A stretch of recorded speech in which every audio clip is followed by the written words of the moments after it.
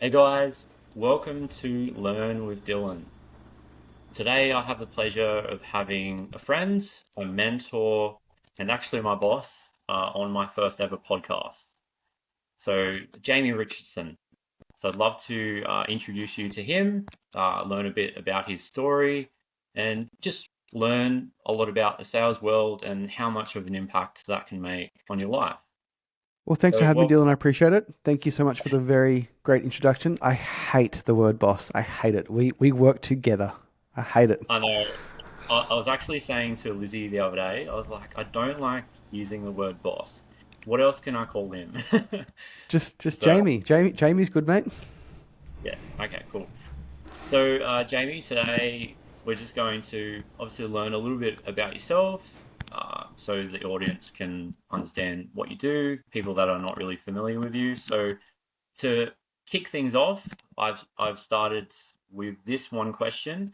So, why should people listen to you with the advice that you give? Well, they shouldn't listen to me in general. I'm not a life coach, but if your question is if we're talking about sales in particular, why would someone listen to me in regards to sales? I've sold well over $5 million in fitness memberships. I've sold everything from a gym membership at Anytime Fitness to World Gym to Snap Fitness to Oxygen Fitness to opening up 7 gyms, selling 5 of them, group fitness, to selling high ticket over the phone, $3,000, as well as our company, Fitness Business Consulting, sells 28-day and 6 week challenges every single week. Um, I've probably had 2 to 3 thousand sale interactions over the last 10 years. Yeah, and I feel like you have honestly changed my life and the direction of my life through maybe a little bit of that ability, but just being able to talk to people, obviously show that you care, and just a bit of persuasion does help as well. So yeah, tell us a little bit more about like FPC and what you've done so far. Well, I want to back up a second then. Like you said, that I've changed your life. And I think the essence of sales is just asking high quality questions. And if you ask someone a question with love, care, and respect, and you force them to think in a new way, then that is sales, right? Like it's not sleazy, it's not pushy. We're not selling used cars, especially when we sell fitness, mate. Like it's just asking good questions. I think it's a Tony Robbins quote, mate. The quality of your life is the quality of questions you ask yourself. If you ask yourself a question, how can I earn $100 versus how can I earn $100,000, the answer is going to be very, very different. And that's why I love sales. And mate, the impact that I've had on your life, thank you so much. I had the exact same experience in 2012. World Gym in Canada, in Kelowna, had a mentor called Andre. And he said, Jamie, if you do not earn $100,000 this year, I'm going to fire you. And it completely reframed me. I thought, whoa, like I was here to earn 14 bucks an hour. Now he's telling me $100,000. And he really taught me how to sell all the way back in 2012. Yeah, well, like I can definitely tell anyone that I've talked to, yeah, like talked highly of you, and they said like you can talk, and you definitely know how to sell. And as I always say to everyone, it was a no-brainer to like jump on board and join FBC because it's such an invaluable skill to learn sales and learn how to communicate properly. And I'm really on the back end of I'm still helping people. Like I'm helping people, I'm coaching them through the process where they actually become empowered to make that change. Yeah, 100%. And sales is typically like a frowned upon industry where like, it's like one of my favorite movies of all time is Wolf of Wall Street. And there's a Mm. scene where Leonardo DiCaprio is selling a guy a stock, and his 5 stock buddies are sitting around behind him. And he pushes him into a sale. He hangs up the phone. He's like, fuck those guys, right? So, like, sales isn't pulling a fast one. Sales isn't Mm. tricking. Sales isn't manipulation. Mm. Like, you have to assume they want what you have. Otherwise, they wouldn't have booked in a phone call. Yeah, And that may be weight loss, that may be strength, that maybe fitness. But you need to ask them the right questions, which is effectively selling to help them change their perspective around, well, hey, like, I cannot put this off any longer. yeah, I do not need to ask my partner for permission. And if I yeah, look at where I'm spending my money, it's not too expensive. yeah. That's it, and that's why like I feel like we're both very passionate about what we sell is because we're not just selling like a product. where we're selling a better life. And how can you not get passionate about that? Yeah, 100%. We're literally like, we are the. When I was selling back in the day, mate, if I didn't sell someone into the program and I genuinely knew that our program could have helped them and like we could have changed their life through exercise, fitness, and nutrition, I Mm. would get really annoyed. I would like, what Yeah, did yeah. I do wrong? Did I not ask them the right question? Mm. Did I not pause in the right section? Could Mm. have I framed the price differently? Yeah. And all under the assumption that you are selling something you're passionate about. Because if you are selling a fucking pyramid scheme, if you're selling something that you don't believe in, then that's just that is terrible sales, and that's what most people think salespeople are. Yeah, and it's all about the conviction.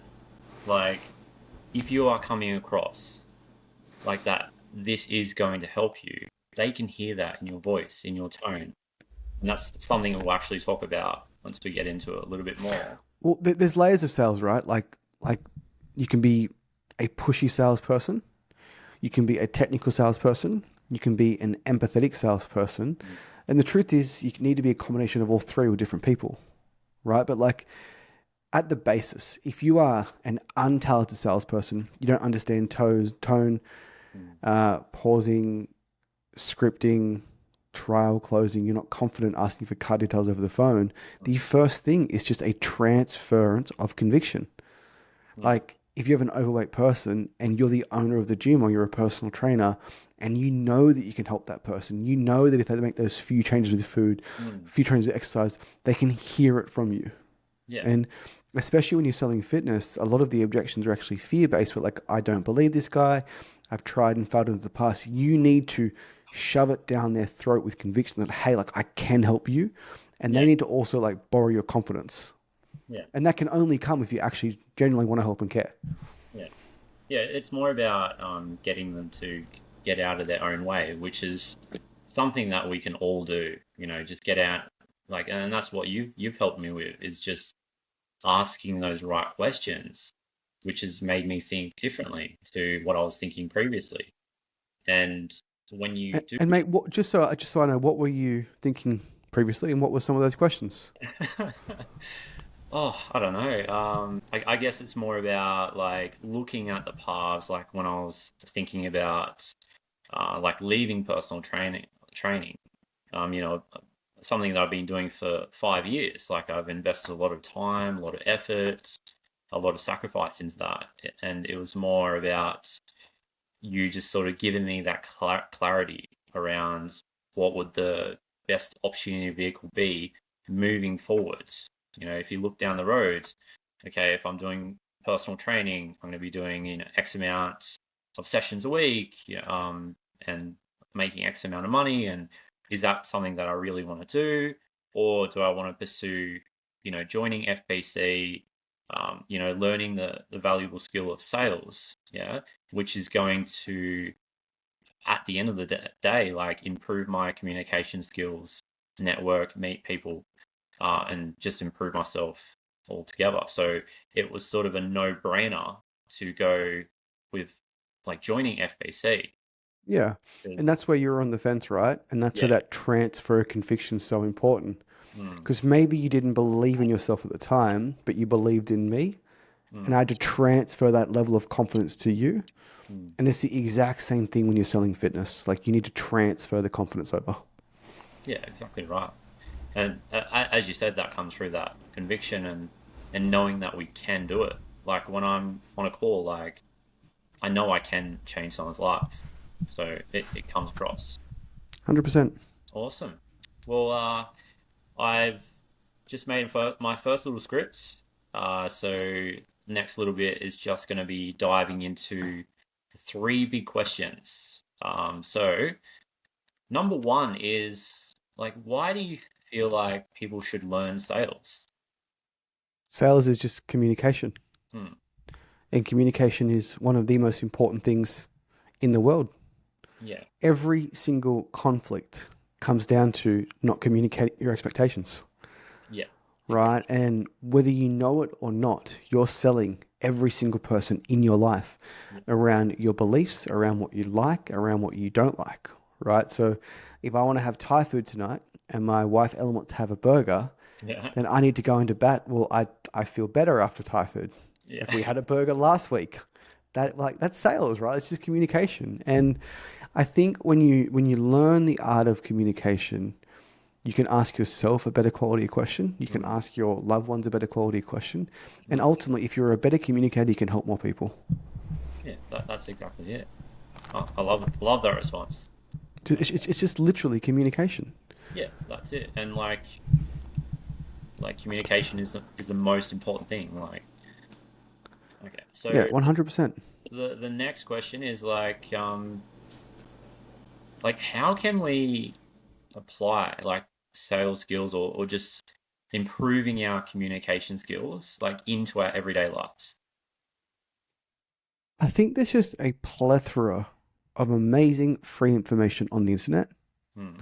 through some amazing podcasts. Some of my favorites are The Game by Alex Omosi, Yep. Modern Wisdom by Chris Williamson, Diary of a CEO. Uh, there is so much free information out there on how to be a better communicator, how to be a better salesperson, just personal development in general. Hmm. And I think if you spent more time consuming educational and empowering content versus what you might be listening to, like a true crime podcast, Yeah, yeah. I think you could, I think you'd be surprised by how fast you would develop. And with sales, right? Like if I'm a 10 out of 10, right? Like I was an 8 out of 10 after 3 months of learning. And that last 20% comes from reps and really diving deep. But like, I think it's a Alex Hormozy quote actually, where like the first 20 hours of the skill, Hmm. you get 90% of the way there. So if you play a guitar for 20 hours, like you're better than 90% of the world. That's Yeah, an amazing stat, 20 hours, right? yeah. So if you look at sales or communication or Jordan Belfort or Alex Hormozy or Jeremy Miner or Matt Ryder or Taylor Welch or any of those guys, right? If you listen to not like 20 hours of their content, you Hmm. are going to improve. Like it's that easy. And I think people always assume they're much further away from their goal than they actually are. Yeah, And because they see that gap in the goal, they think it's so far away, they don't take that first step. yeah. But if you listen to like Tony Robbins, The Power to Influence, Hmm. it came out 40 years ago. If you listen to that one audiobook, you are going to be a better communicator than 90% of people on planet Earth. Yeah, and as you said, like communication comes down to like, convincing your kid to go to bed a certain night, a certain time of the night, convincing your partner I want to get Thai over pizza, convincing like your boss to give you a promotion. 100%. Like it's just like, and it is just communicating your expectations in a way that's favorable to get the outcome that you want. Yeah, And as long as the outcome is from love, kindness, and it's something that's genuinely good and mm, good for the other person, then fucking sell your life away. yeah, that's it. Okay, and the third question is like, this is a big one, especially for car salesmen. Because like sales is the lifeblood of business. It literally is the oxygen of business. Like I have heard Alex Mosey talk about this. But why do like a lot of salespeople get a bad rap? Like why do you feel that way? Because of the Wolf of Wall Street, The Wolf of Wall Street, yeah, because of Boiler Room, yeah. because of old school sales tactics, because of used car salespeople. Like, what do I have to do Hmm. to get you to drive away in this car today? People hate the idea that they're being sold to. Hmm. And they walk into a store. Like, so today I walked into Domain, right? Yeah. Haven't been there for ages. I walked in there, about 35 guys swarm me. Can I help you? Can I help you? Can I help you? So they were, and even me having a sales background, oh, no, no, that's just looking around, Yeah. right? But if they ask me a question like, hey, like what do you do for work? Hmm. Oh, you got a computer? Like, what kind of type of computer do you have? Right? So it's the old school selling tactics that people have experienced for 10, 15, 20 years, maybe the entire life. Hmm. They assume that all salespeople are like that. Yeah. And I can tell you right now, the phone calls that we have for fitness business consulting and my gyms and online, the people don't feel like it's a sales call. Hmm. And that's part of the trick, right? Like, how do you have this conversation where you want an outcome that's going to benefit you and the person, and not make it feel like a sales conversation? Yeah. And it goes back to the very first thing, which is like asking a really high quality question. Yeah. That's exactly right. And that's something that you've taught me, like asking the why and actually understanding, their concerns. And when they know that they're actually like being listened to, and they like, and you're talking back to them, and you're explaining everything they just said, they're like, oh yeah, like you understand what I'm talking about. It's showing that you care and you understand. Yeah. And like I was in domain today. I'm an absolute tech nerd. I love screens, I love computers, love cameras, love microphones, love headphones. Someone could have sold me something today, right? They just didn't ask the right questions. They're like, because at the moment I'm looking for a new M3 Mac Studio. It's on my list. And if someone approached me today, oh, you're using the M2 Mac, are you? If someone asks, "Oh, you're at your desk a lot, yeah, yeah, like and you have a podcast, right? Yeah, yeah, and like you do lots of video production," I said, "Yeah, heaps." Well, maybe the M3 Studio might be for you. But the sales guys came up, he was like, "What do you want? What do you want? What do you want? What do you want? Can I help?" Yeah, Right? So just like I think they just haven't learned. They haven't yeah. learned. It's more about, yeah, asking the right questions, being inquisitive, actually being curious. Like, what have you done? Or like talking more about fitness, but like, what have you done in the past? What have you liked? What haven't you liked? Yeah, And because I don't go into shops just to look around all day. I went in there for a reason. yeah, I literally like I was going to the physio at 12:30. I was 20 minutes early. I thought I'm going to go to domain and look at computers. yeah. Right? And And the person that was there just didn't ask questions. and you were telling me one time about the story about the vacuum cleaner. Um, Yeah, so I was literally like I walked into I think it was like a Godfrey's, and I had a mild interest in a vacuum. Like we're talking like 1% interest. And this guy put on one hell of a presentation. He said, "Oh, like you got a floor, like do you have tiles or carpet?" "Oh, you got mini foxies and they shed a lot, right?" I said, "Yeah, like everywhere. Like look at my clothes." And he goes, "Well, mate, would you mind if I just show you something for a second?" And he got me I had like an old Dyson, and he showed me his new vacuum that he was selling, and he literally threw dog fur on the ground. He rolled over it with the old vacuum. It was terrible. He rolled over it with the vacuum he eventually sold me, and it was clean in a second. yeah. It's just a great sales process, and the vacuum cost $1,300. And that's the thing. He's just labeling it, like bringing problem awareness. Like, what problems are you having? Yeah, because I didn't want a vacuum. I wanted to have dog fur off my Yeah, floor. And with a computer, like I don't want a new computer. I want a M3 Studio that aligns with my MacBook Air and my iPhone so I can airdrop videos across it. Like I know what I want. yeah, yeah, He just didn't get to that. yeah. It's more about knowing like the end result, because not everyone likes exercising, not everyone likes eating well, but they like the idea of actually, being able to fit into a dress that they couldn't fit into, like they haven't been able to fit into in the last 10 years. 100%. So And like I think you testify to this. I think people would be surprised at just how vulnerable people get on sales calls to people they don't know and tell them really intimate yeah, information yeah, if you start the call off in a certain way. Where they're telling you that like, hey, like my son's wedding's coming up. I'm embarrassed. Like I cannot wait to go to the wedding, but I do not want to get in a photo. yeah. Like I've had plenty of calls like that where just like going through, asking ask some questions like age, goal, what have you done before, get to the why, and then bam, like they're just like getting really emotional, and you're like, wow, like this person has been suffering for a long time. And Yeah. I always say to them, like, thank you for being so honest, so open. But I feel like it is good for them to also get that off their chest, yeah. And what I was saying before is we're like coaching them through that process, yeah, and showing them that they can get out of their own way. And they Yeah, well, in sales, mate, like someone will say, like, "Oh, I've been 20 kilos. I'm 20 kilos overweight." Oh, how long has that been a problem for? 20 years. And it's just such a throwaway comment, hmm, right? And you cannot let them get away with that. Just 20 years. Just 20 years. Over half my life. No problems. Like 20 years. hmm, So you haven't been at your goal weight for 20 years. hmm. How is that impacting you?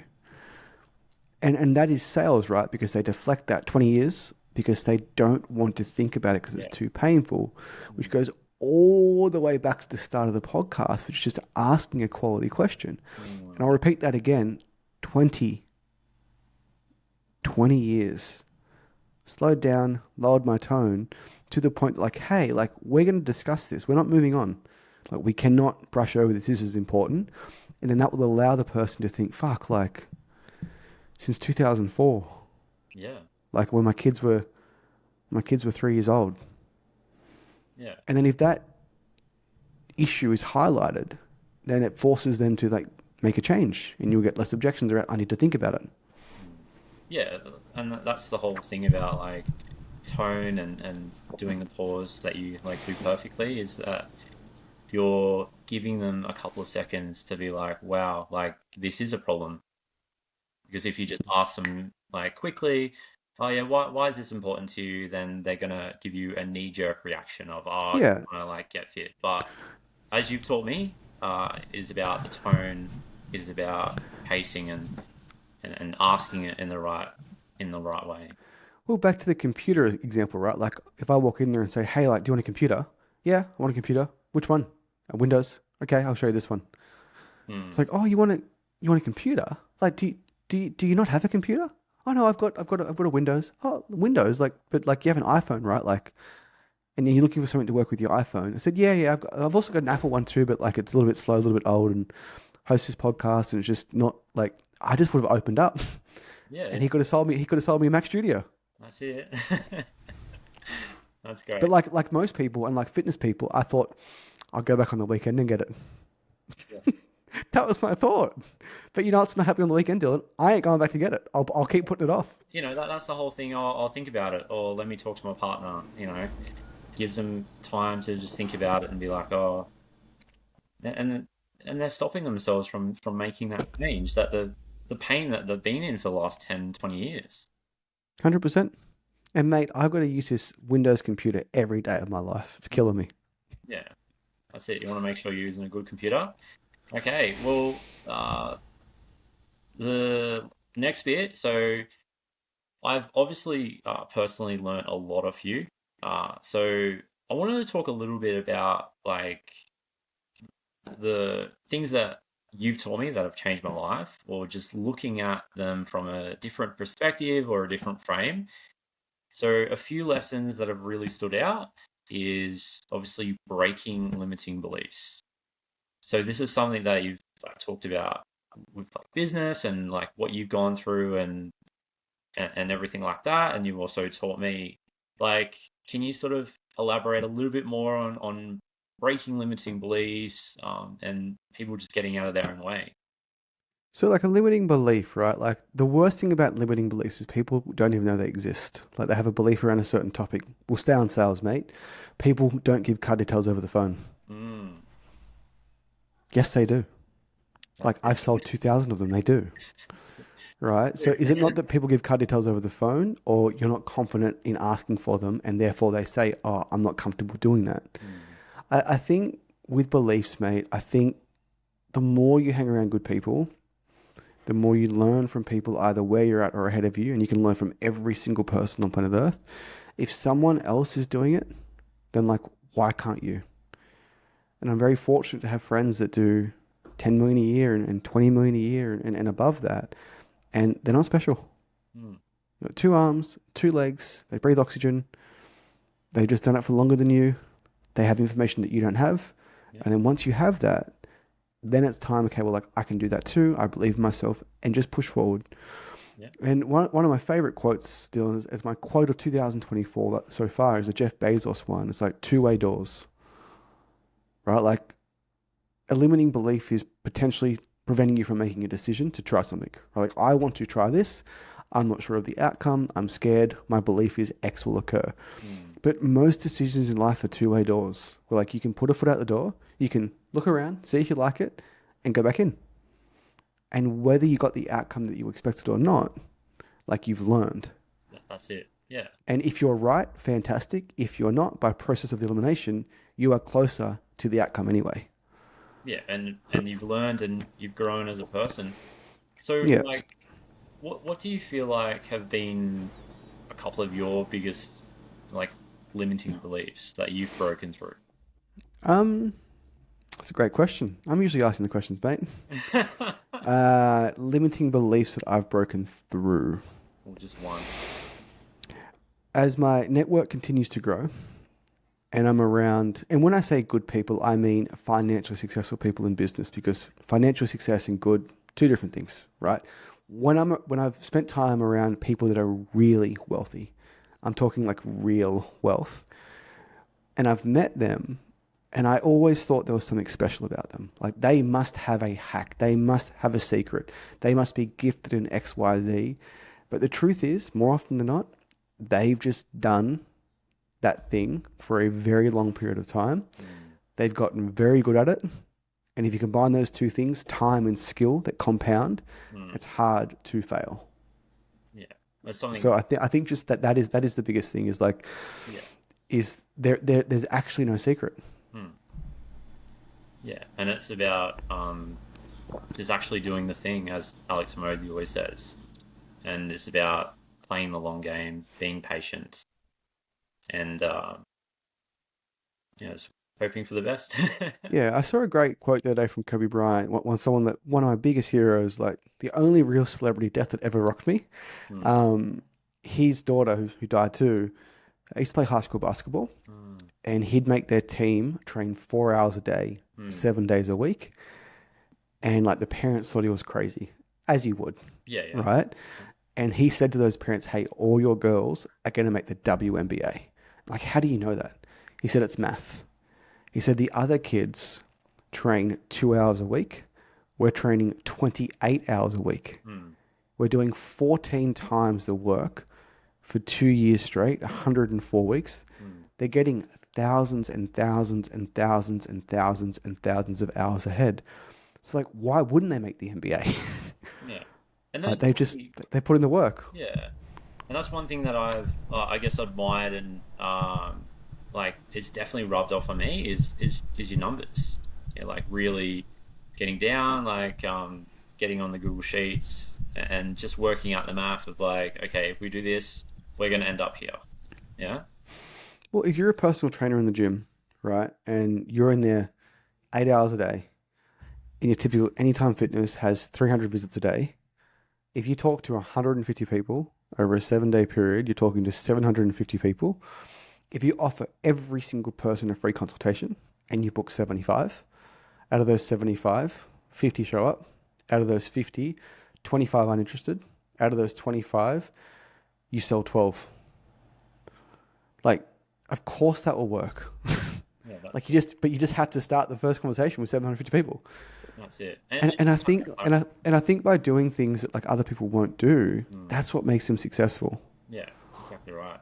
And if you And do that having for 12 months and you keep having conversations, mm, like not only are you going to get better at having conversations, you're going to get better at offering your service, more people will show up, your sales will improve, and then before you know it, you'll be good, right? So before I did any sales training, before I thought I was a good salesperson, I had done like 1,000 memberships. mm, Like, of course I'd be a natural salesperson after doing 1,000 memberships.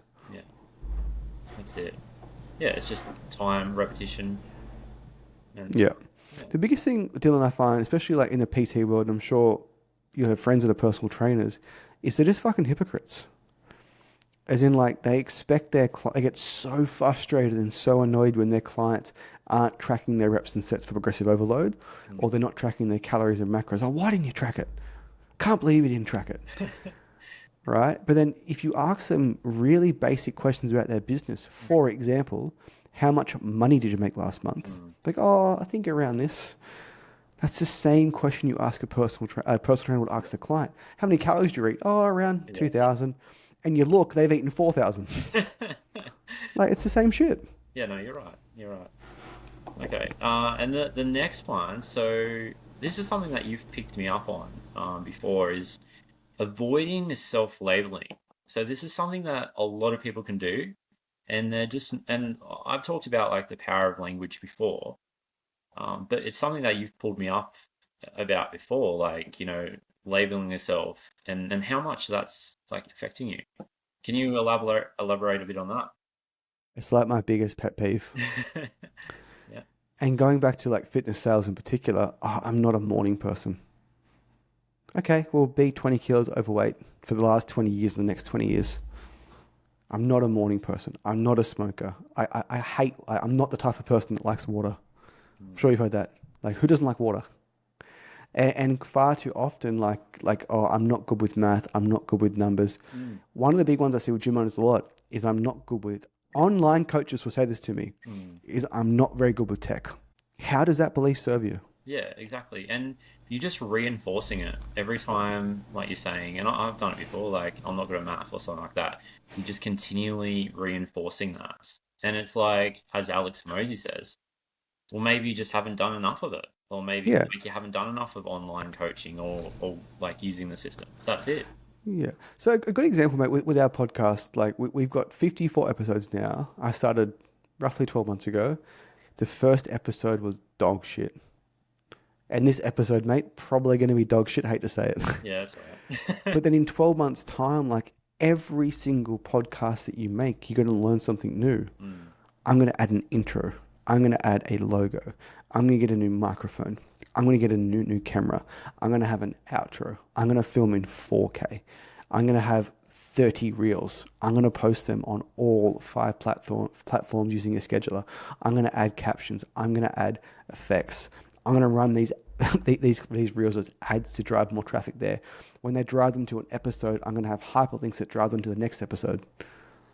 You only learn that by making 54 episodes and discovering that something was wrong in all of them. And then before you know it, you know how to make a podcast. Yeah, exactly right. Like, I think that's one thing that we both do is we embrace the suck. Like we know that we've got to suck to get good. You know, we've got to put content out there. It's practice, practice, practice, getting better, getting better, getting better, and then finally, like you're good. Yeah. And when you label yourself, like, let's just say that you say that you're not good at tech and it's true. And you keep that belief for the rest of your life, it doesn't actually serve you. So I think, like, as opposed to saying you're not good at tech, I think isolating what is it that you're not actually good at. Hmm. Like, is it that you're not good with social media? Okay. So you can log into Facebook, right? Okay. And you know how to use Messenger. So what part of social media in particular? And it literally could be, I'm not sure of the difference between videos and reels. Hmm. And that one piece of information is why they say, I'm not good with tech. Yeah, yeah. And I think it comes from like people are far too often worried about looking stupid Hmm. because they don't want to ask that question. Oh, what's the difference between videos and reels? Yeah. So they just choose to go on not knowing that. And it can be a massive issue from them getting started. Yeah. Yeah, exactly right. And it could just be like a really simple thing. And that's what's Yeah. stopping them. So I think with labeling, the flip side of that would be like, if you do label yourself, i.e., I used to say I'm not a good speller. Well, like, I know how to spell some words. So, like, what are those words that I use on a regular basis that I don't know how to spell? Hmm. If I looked at them every day, like, I'd figure it out, That's it. right? So it's just like, it really is like something that I find, especially in fitness, where you got overweight people saying that, like, oh, I've just got a massive sweet tooth. Well, can you have a massive sweet tooth like every second night? And I think people use those labels as excuses because it's almost like no matter what I do, I'm always going to have a sweet tooth. No matter what I do, I'm always going to be bad at tech. Hmm. And it's their way of protecting themselves from just saying that, like, hey, like, I suck at this. Hmm. One of the worst ones that I don't really like, I don't use it, but I notice people do it, is like, oh, this always happens to me. You know, that sort of self-negative talk. Yeah, this always happens to me. Like, just Or my just luck. my luck, yeah. Yeah, just my luck, got bad luck. What are you doing? Yeah, it just doesn't Reinforce really it. help anyone. Yeah. And, like, when you see someone that's successful, what you think happens is definitely not what happens, Mm. right? So I was on a call with a good friend about an hour ago, does literally over 10 million a year in online fitness, and he shared his screen and showed me his Facebook ads manager. And you think, oh, it must be easy just to run ads. He literally split tests 1,500 combinations every single day. Wow. 1,500 a day, How long would that take? like 6 hours a day. 6 hours a day. So he just lives in ads manager. Yeah. And he tests all these images, all these copies, all these headlines, and he gets the winning image, the winning copy, the winning headline. He takes the image like that, makes a similar image, repeats that process, repeats that process, repeats that process. And at the end of it, you got this big business. But what you don't see is every single Yeah, day the last 7 years he's been doing that. yeah, like all the nitty gritty. Like a lot of people wouldn't know that. You know, No, yeah, 100%. crazy. And probably what you're well known for is just how fast you are at like getting shit done. So it's one thing that I've thought it started to rub off on me is just you're a very, very fast action taker. Like you get an idea, you don't procrastinate, you just do it. Yeah. So what are some tips or some ways of thinking to help people take action sooner? Well, it's that Jeff Bezos quote, right? It's two-way doors versus one-way doors. And I think the majority of things in life are two-way doors. Mm, Well, like if I have an idea, i.e., I want to try this new ad, if it doesn't work, I just turn it off. And mm, then I try the next one, and the next one, and the next one. And then before someone's launched their first ad, I've launched 31. mm, And then I've already found the winners. And I already know what to do next. And I think just the anxiety people get around two-way decisions that they believe are one-way decisions. mm. If I make this decision, there's no going back. And like short of like life and death, like your partner, your kids, Yep. like marriage, divorce, like buying a house, for a gym owner, it would be signing a bad lease. There are very, very, very few one-way decisions in life. Mm, And if you understand it's a two-way decision and then you're still not making it, well, typically you're afraid of what someone will think. mm. And then you need to isolate, well, who is that person? Yeah, this is something that you've helped me out with. It's one thing that I've struggled with for a long time is caring what others think. And you said to name them, yeah. And our deep and meaningful conversations at the gym when we're training always Yeah, turns into business and therapy sessions for Dylan. yeah, Yeah, like that was a really good tip. Name them, like who do you? yeah. And I had this experience recently, right? Like, and you know this experience where like I have a podcast, I post a tremendous amount of content, but I posted it on my business profile. I never actually posted on my personal Instagram page.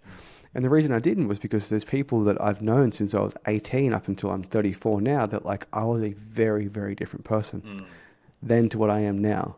And I'm going to start posting this content and the people will think like, who the fuck's this guy? Like, this isn't Jayme. Like, this isn't who I remember. This isn't who I know. And then I started posting and it was uncomfortable. And then I posted again. It was uncomfortable. I posted again. And now I don't even check it looks at it. yeah, I just don't care. yeah. That's something that I've been focusing with my content, and I feel like you just get to a stage, you're just like forcing yourself to put it out there, and you're just desensitizing yourself. It's like you're numbing yourself, and you just get to a point where like you just don't care. Like, and Yeah, one of and because they don't really care. yeah, Like, they don't care either. It's like it's a passing thought, and they just forget about it. yeah, and one of the bit of a sad way to think about it, but I think one of the most powerful, I guess, frames that I've been looking through recently to, I guess, do what I want, like, not care what people think, is just thinking about, the close people that have passed, away. Like, for me, it was like my auntie's 50, uncle's 50, and my auntie only passed away, like, I think, like last year. And, she was going fine, and then, cancer struck, and then, next minute she's passed away. And it's just like, it just brings you back, to being like, we can die. Yeah. It's Th- obvious, but I feel like sometimes, Yeah, of course. There's an amazing TikTok channel. Just some guy in Europe walks around and he interviews people that are really old, like in their 80s and yeah, 90s, and he asks them like, "What's your biggest regret?" yeah, And it's always like, "I didn't try X thing," mm, right? And like where all of my anxiety comes from, and I use anxiety very lightly, like just mm, my very loose fear is that like, hey, like I want to do all these 10 things, and when I'm 90 and I don't do them, they're the things that are going to eat you up. They're the yeah, things that are going to keep you up at night. And like if you try and fail, like it's a two-way door. Like it's just that's what it is. mm, And I think if people can realize that, then they would try more things, and they would discover what their passion is. They'd discover what their purpose is, and they'd be more fulfilled. And going back to what people think, like if you've got a close friend or a friend that you used to speak with, if they think, oh, like why is Dylan talking about this? Like Dylan's an idiot, then like fuck that person. Like literally fuck that person. Yeah, exactly right. Like who, like because like all the people that we look up to and admire, they would have people that say fuck that person. Yeah, And like now who's laughing? and it's that whole saying people who are further up than us. It's like very unlikely they're going to try and pull us down. It's people that are you know like not saying below us, but like Australia. I think trying hard Mm, and pursuing things that you really like is the coolest thing in the world. mm, And if I see a young person or even someone my age or older than me trying their best, mm. like what type of person will shit on them, Exactly right. Yeah, right? And like it's another Hormozy quote. Like we'll keep bringing him up, but like he's our it's god. like yeah, it's people that people root for you on the way up because you remind them of their dreams, Mm, and then when you achieve your dreams, they try and pull you down because you remind them that they gave up on theirs, mm, right? So like I've got a podcast. I've had two NRL players on. I didn't give a fuck about NRL. I couldn't care less. Not passionate at all. But there's people in my life that love NRL that want to start an NRL podcast and have it. And now I think, fuck that guy. yeah. And that's it. Like it's just that repetitive exposure. Like putting in content out there, content, and then like I remember the first time I I thought about posting. I was really nervous about it. I didn't want to post, and I was like, I need to like grow presence. I need to grow a business. So I had to like force myself to start, taking videos and start talking and start explaining exercises and everything. And yeah, there's a lot of judgmental thoughts happening then. But as time's gone along, like I'm walking around outside, people walking past me and I'm actually like filming myself talking. And yes, like there are days where I'm still getting, those thoughts in my head, like, oh, what does that person think and everything. But I sort of use that as a challenge for me to be like, okay, I'm going to do this because of that voice. It's like I'm being challenged to step up and to yeah. As it's the man in the arena. Mm, It's easy to judge from the stands. And like for me, like I don't want to sit in the stands. I want to have a go. And it's as simple as that. And back to taking fast action, like I'm not sure what I do now probably isn't what I do for the next 30 years. mm, But I'm going to try something, try something, try something, try something, try something, winner. Try something, try something, lose, try something, lose, get upset, get over it, winner. mm, Right? But people will just delay almost their entire life sometimes mm, that first attempt. mm. And then one thing that I think about is like you just see old people and they like will walk across the street and they won't even look. It's like they don't give a fuck.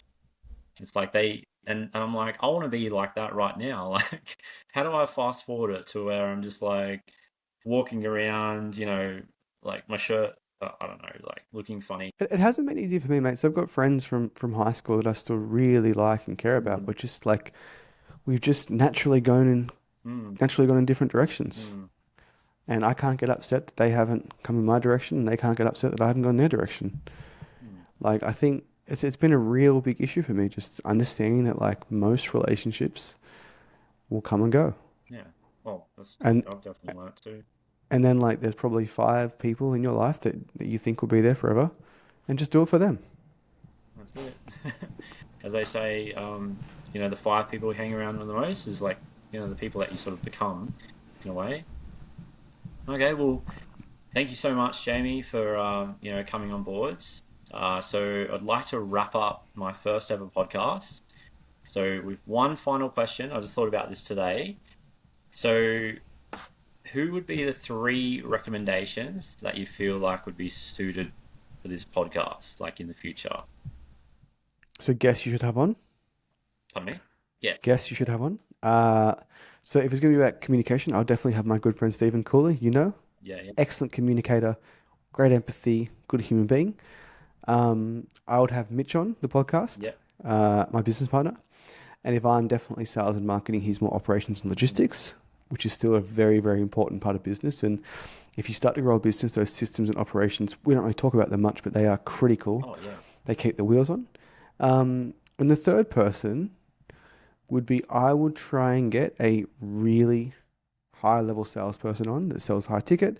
Maybe my friend Brooke Orbach, Yeah. who's sold over 8 million the last 12 months in fitness sales, which is amazing. So they're the three people. Great. Yeah. Awesome. All right. Any final questions or anything? I'm just proud of you, mate. You started the first podcast. I'm looking forward to going for round two once you get through your first round of guests. Yeah. And yeah, it's exciting. Awesome. All right. Appreciate it again, Jamie. I'll leave you. You're welcome, mate. Anytime. All right.